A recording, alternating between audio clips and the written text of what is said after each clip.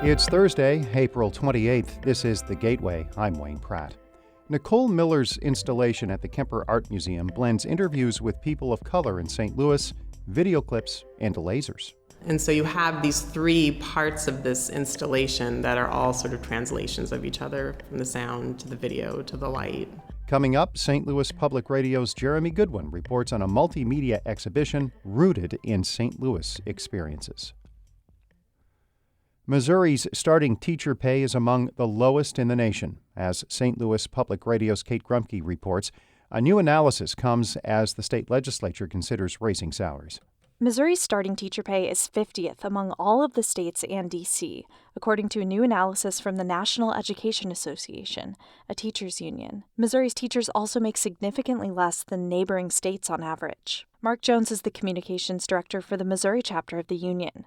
He says that makes it hard to retain teachers. We can't afford to have educators lured out of state or just across the state lines because of compensation. We need to make sure we're investing the right amount of funds to retain and keep high-quality teachers here. On Tuesday, Missouri Senate passed a bill that included higher pay for starting teachers. But the House version of the bill did not include that raise. Now the chambers have to find a compromise.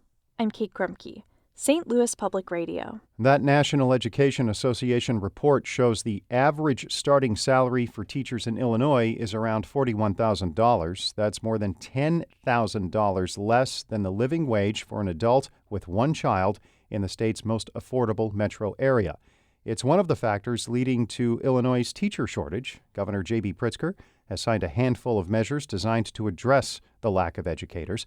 One allows paraprofessionals to start work at age 18 instead of 19 in grades kindergarten through 8.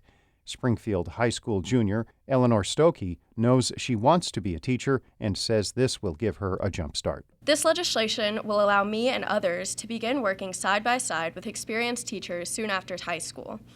This will provide us with valuable skills like learning how to keep things interesting for young students and dealing with everyday distractions. Another measure triples the time a temporary substitute can spend in the classroom. St. Louis's medical examiner says a former Missouri state representative and top aide to County Executive Sam Page died of heart disease. Michael Graham tells the Post-Dispatch that Cora Faith Walker had no illegal drugs in her system. Walker collapsed at a downtown hotel March 11th. The 37-year-old was pronounced dead at a local hospital. She had been in the city to celebrate the birthday of Mayor Tashara Jones, a close friend. St. Louis Public Radio requested documents related to Walker's death, but was told the case was not yet closed, so no final report was available. St. Louis County Executive Sam Page is pushing the council to fund upgrades to the county's job training center in Wellston. St. Louis Public Radio's Rachel Lippman reports. The Met Center has operated in an old electric parts factory since the 1990s. Page wants to spend $5 million in federal American Rescue Plan Act funds on elevator, plumbing, and heating and cooling upgrades. He is also hoping to secure $5 million from the state to expand job training programs and wraparound services. Page says the upgrades are critical to keeping the Met Center a premier facility. With all the good going on, and there's a lot of it, we know we can do even better.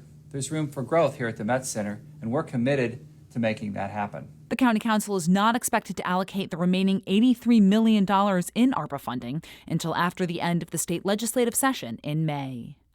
I'm Rachel Lippman, St. Louis Public Radio. The St. Louis County NAACP is suing Crestwood over tax breaks for redevelopment of the old Crestwood Mall site. The organization says tax increment financing is being used to place a grocery store in an area that is not classified as a food desert. The NAACP contends tax incentives should be used to address the issue. Crestwood officials say they agree that food deserts are a significant issue, but say they can't use incentives for areas outside city boundaries. The city's mayor has released a statement calling the lawsuit frivolous and a, quote, politically motivated stunt to stop the project. Officials recently broke ground on the development that will include a Deerberg's, other stores, and housing.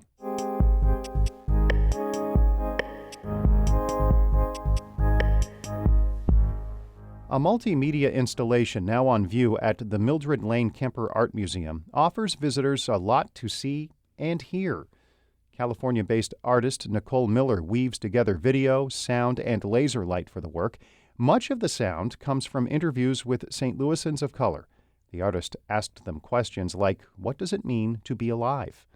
As St. Louis Public Radio's Jeremy Goodwin reports, the different answers are at the heart of the piece. There's a lot going on in Nicole Miller's installation at the Kemper Art Museum. It mixes video, shown on 3 screens, laser light on the wall behind them, and sound from 24 speakers surrounding the space. Most of that sound comes from interviews she conducted in St. Louis last year, which designer John Forrest mixed into a dense fabric of voices and music. Excited to be able to do something like that. The first time I juggled 50 throws with juggling clubs in my dorm. Miller started her interviews by asking people about their experiences. But then bringing the conversation back to this idea of like what it feels like generally to be alive. Like I really wanted to see how people responded to that very, very big question. And in particular, what it feels like to have a body. So our conversation was really awesome. That's Kervin Doughtit Boyd. He's co-artistic director for dance at COCA, the Center of Creative Arts.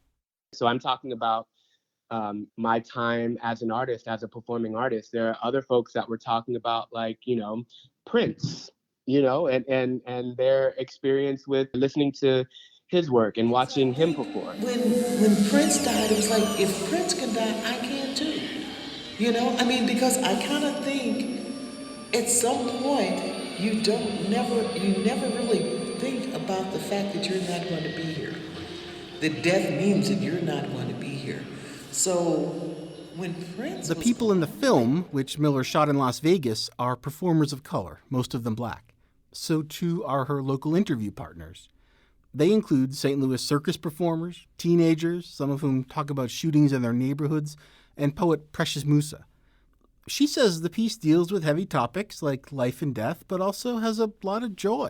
There's like a playfulness present, and I love that. I love watching like Black people play, because I don't think that's a state that we're allowed enough, right? It's always something. It is always something that's preventing us from that play. In the film, one performer dances alone in an apartment. Another breakdances in front of a crowd outside. Another does flips on a trampoline. Musa says several interview participants talk about how the body can be a kind of archive. What history does your body hold, and what histories does it not hold? Like, what potential does it hold? What histories have been forgotten, erased, manipulated? the captive body's susceptibility to being touched places this body on the side of the flesh so that touching here is not a token of social cohesion. It takes 45 minutes for viewers to see and hear the whole piece, which starts again at the top of every hour. Sometimes the connection between the bits of video, sound, and lasers is readily apparent. Sometimes it's not. But Miller says the elements are all part of the same conversation. And so you have these three parts of this installation that are all sort of translations of each other, from the sound to the video to the light. There's this sort of like bouncing around of everything in this space. Museum visitors will have the chance to interact with that sound, video, and laser light until the end of July. I'm Jeremy Goodwin, St. Louis Public Radio. Our David Casares edited that report. Shula Newman is the executive editor of St. Louis Public Radio, a listener-supported service of the University of Missouri-St. Louis. Music by Ryan McNeely of Adult Fur. I'm Wayne Pratt. This has been The Gateway.